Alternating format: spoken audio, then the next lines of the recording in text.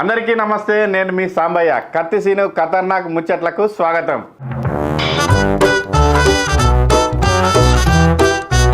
మరి అలా మా మోతేవారి కత్తి సీను ఏమేలుగా పెడతానని పోయిండో ఎటు పోయిండో పిలుద్దాం.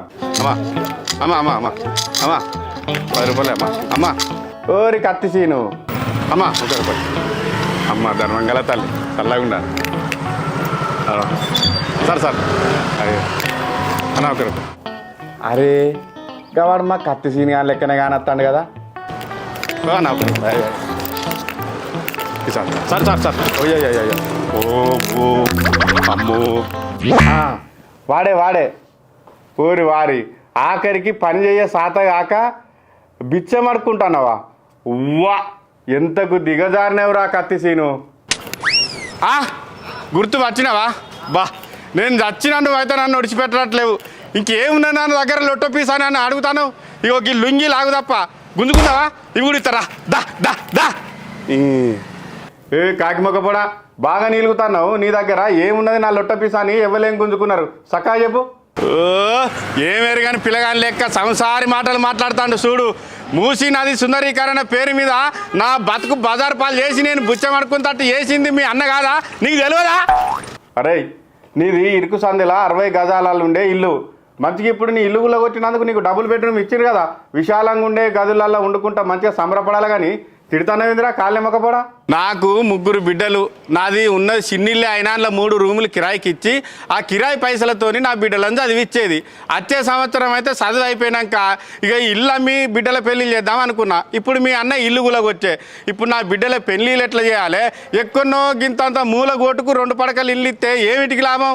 అరే గింతంతా వాన పడంగానే ఇళ్ళకు నీళ్ళు వస్తున్నాయి, ప్రభుత్వాలు మమ్మల్ని పట్టించుకుంటలేవని రోడెక్కి ధర్నా చేసుట్లా మళ్ళీ నువ్వే ముందుంటావు. అడక తినుడు బంద్ చేయి. చక్కగా దున్నపోతు బలిసినట్టు బలిసినావు. అడక తినుడు ఏందిరా అని ఎవడన్నా ఈ పంత సాపు చేస్తాడు. పోయింటివా? సరే నువ్వన్నదే నిజం అనుకుందాం. గా అసలు నడి చెరువులో ఇల్లు కాలేజీలు కట్టిన ఓవైసీ సార్ బిల్డింగ్ కూలగొచ్చిండా?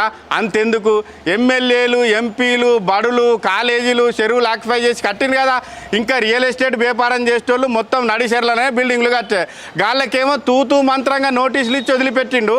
మా ఇల్లు ఏమో కూలగొచ్చే. ఇప్పుడు చెప్పు ఎవ్వల ఈపు సాప్ అవుతుందో? నువ్వన్నది కూడా నిజమేరా.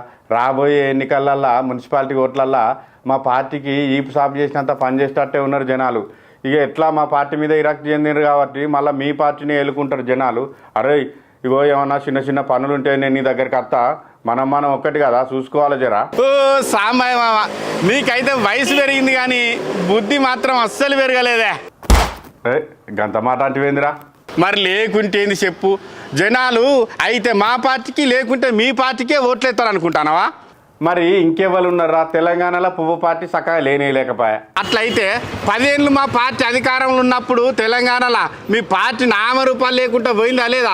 గట్లాంటిది ఇప్పుడు మీ పార్టీ అధికారంలోకి వచ్చే. ఇక అందుకే జనాలు మీ పార్టీ మీద మా పార్టీ మీద విరక్తి చెంది ఇక తెలంగాణలో పువ్వు పార్టీనే అధికారంలోకి తేవాలని అనుకుంటారు. ఇక మనం ముచ్చట తర్వాత పెట్టుకుందాం. కానీ ఇక సారే వాళ్ళు వస్తాడు మూతవారు ఉన్నట్టున్నదో 100 రూపాయలు అనుకుంటా. నువ్వు ఈ నుంచి మీకు సారు మార్పు అంటే మా కత్తి సీని కాని బతుకు బుచ్చ కాని బతుకు లెక్క మారిపోయా. ఇక నేనైతే నియోజకవర్గం అంతా తిరిగి మా పార్టీకి ఓట్లేయించిన.